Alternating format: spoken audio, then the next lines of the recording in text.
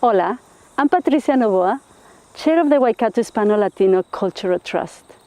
We put together this video presentation adding value to New Zealand to showcase our culture in different environments like social, family, education, employment, and other scenarios, embracing the New Zealand lifestyle while maintaining our identity, which contributes to a new way of life, so we can together make a better place.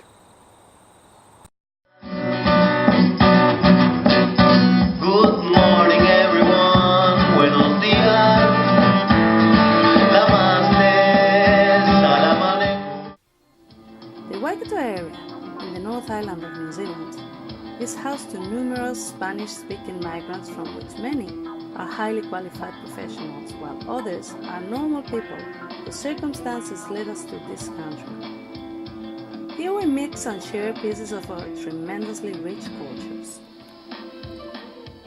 A recent study from Babel magazine dated November 2018 highlights Spanish as the second most spoken language in the world, counting 400 million native speakers spread over 22 countries belonging to America, Europe, and a little corner of Africa. All these countries are very far away from New Zealand, but they are all well-renowned countries regarding our history, economy, science, politics, sports, culinary richness, and of course, our arts and culture. The last 10 years have witnessed a huge growth in the skilled and professional migrants coming from Spanish-speaking countries to New Zealand. We want to talk about our settlement stories in order to help others in similar situations. We want to celebrate the grain of sand that we are contributing to the multicultural New Zealand landscape, showing respect, but at the same time, feeling the freedom to talk about certain differences we find as common ground for our people, drawn by our history, cultural traits, and warm personalities.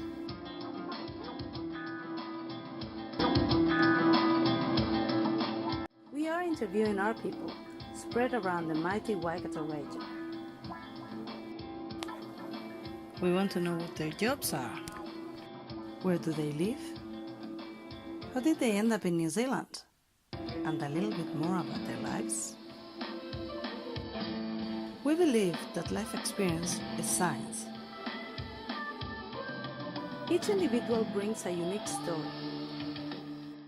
When I came to New Zealand the first time, I was 17. I was curious about what is outside the Venezuela borders and how is life as an immigrant. Marilyn Sainty, the designer for the most beautiful clothes in Auckland, she approached me to work for them. So yeah, I didn't have to look for a job. I got a job straight away. I couldn't believe it. Coach of the year, Maddie Cup, a gold medal, and the other one is represent a silver medal for New Zealand Rowing Championship, so it's a national one. Marita's Spanish Playgroup is a group formed by volunteer parents with a mission to nurture the language and the culture to our kids. I'm doing the Ironman on Taupo. We are doing a fundraise, trying to get money for the animals and vaccinations and surgeries. I teach now general navigation, so principles of physics, some concepts that the pilots need to know how to fly. Feelings and reactions that repeat themselves create statistics. Yes, I thought it was going to be easy because I was teaching back in Mexico in Spanish, so I had 5 years and I had the aviation experience, so I said it's going to be easy, but I found out that teaching in English is really different. Even though you speak the language, you have experience and you had teaching experience, thinking and answering very fast in English is not the same. So the first, let's say, 5 months or 6 months, I ended up every single day with a headache. I studied in Otago, yes. I studied chemistry and math for 3.5 years, still with very basic English. So there was a challenge in itself, but I think that the fact that it was primarily science subjects, it meant that I didn't have to use too much language. It was more about numbers and things like that. But it did mean that a lot of terms, it was very difficult to understand some of the terms and some of the probably like textbooks that made it very difficult. But nevertheless, it's done by, and being math, it didn't require that much. So yeah. I knew nothing, no English at all. It was I remember my first 2-3 weeks was very, very frustrating and very overwhelming. Frustrating because I knew what was happening, but I couldn't fix the problem, or I couldn't tell the person was doing something wrong or was doing something good. In Argentina, we always get together with our family to have dinner or to have lunch or barbecue, like with all the family. So for me, it was more like a connection with my family and friends. We used to sit on lunchtime for, on Sundays, for example, it was always a lunchtime, a long lunchtime in family. And that, for example, doesn't exist much in New Zealand culture at all. Statistics help identify where do we need solutions. I did study back home. I am a journalist by trade, and I went to the best university back home. So everyone, when I was living in Chile or places, they will recognize my titles or stuff like that. But here, really, no one knew about my university. Or being a journalist, though, I needed to have perfect Spanish. Oh, sorry, perfect English. So that was backwards, But so I did waitressing, for a long time. I worked at the construction first, Definitely want to work as a vet. Actually, after working in the farm in Mata Mata, I work in a vet clinic, a horse vet clinic in Mata Mata. I worked there for 6 months, and then I worked in another vet clinic for small animals and cows. And yeah, I'd love to work as a vet here, but I have to do a test or study 3 years in the university. It's just the laws are different, the drugs are different, everything is different, the language is different. So I have to prove that I'm qualified for that. The language for our children it's a challenge when you don't dedicate time to it. So the reality is that if you are a Spanish speaker or any language speaker living outside of your hometown, you want your kid to develop and learn the language, you need to dedicate time to it. Doesn't mean that if you speak the language you're going to learn it without the dedication. So time exposure to the language is a big thing for them to get it. Solutions in place promote actions. We work together in Las Mexicanas food truck. I need help because my English is really bad. Yeah, so I do the speaking in the food truck and she does the cooking.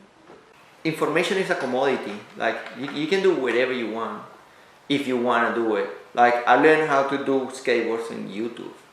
Like I Google it, I start watching videos, I start gluing timber together and making mistakes and going forwards, and every time I make less mistakes till it's a endless process of learning. But my dream is to have a solid brand with an amazing product, so we're still growing and developing. Coming here to Manitas make like a big difference on my relationship with my daughter, because anything I've been trying to do by myself, I've been trying to teach her by myself. Now it's I feel like I have more help. It's stronger now because I have more mummies doing the same as I'm doing with my kid. They doing with their kids, so all the kids are learning all about us all together. Education, I have learned a lot. It has made me a better human being, seriously. It was the decision that I need to get involved, meet others, start. So I started volunteering at the radio station at Free FM, and from there someone else told me like, oh, but have you heard from the Migrant Resource Center? There is English, there is people from your community maybe.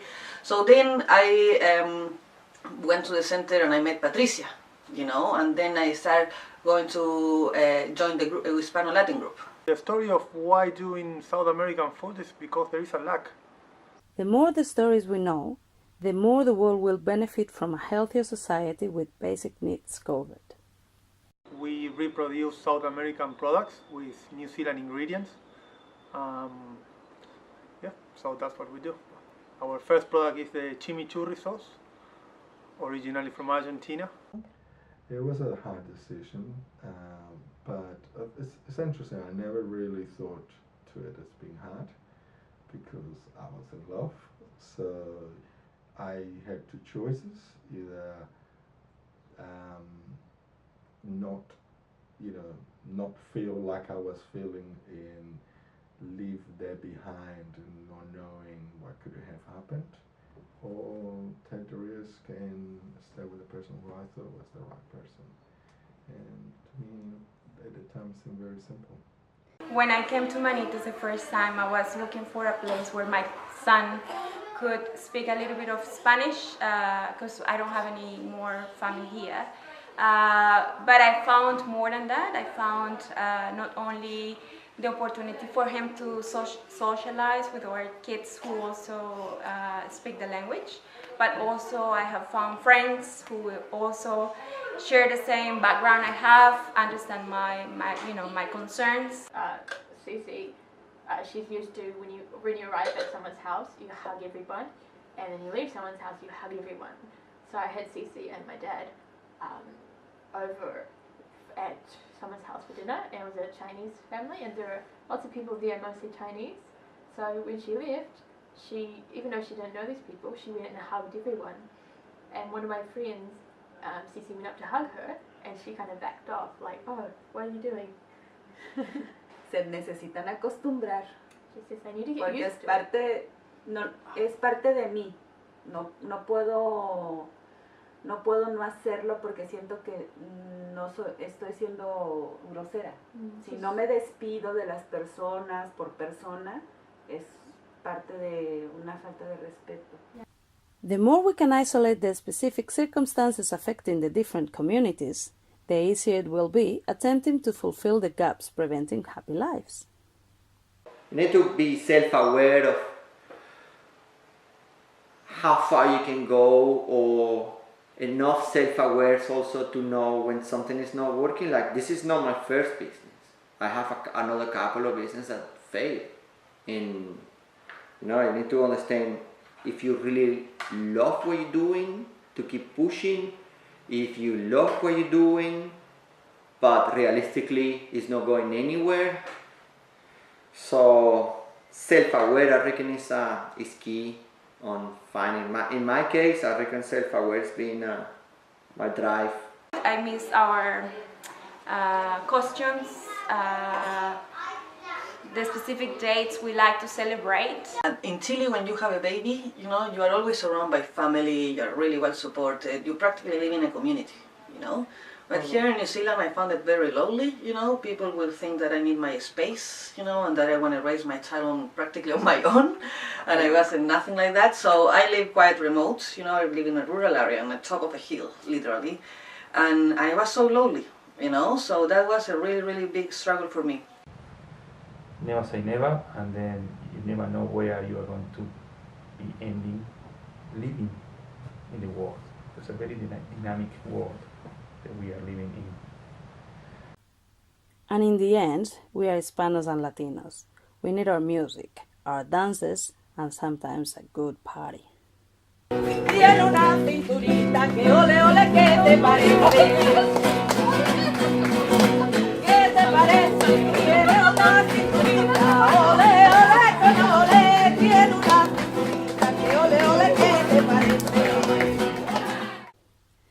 Hope you enjoyed our video and had a little feel of life from our eyes and hearts, generally full of a cheeky sense of humor. Juan, what do you think you are adding to New Zealand? I'm gonna give to New Zealand the chance to have a Miss Universe. My daughter recognized the most beautiful girl in the whole entire country, and I mean, if you're lucky enough and she cares, maybe you guys can have a Miss Universe. Because from my hometown, 3 Miss Universe come from. 3. So imagine the level we're talking about. It's in the blood.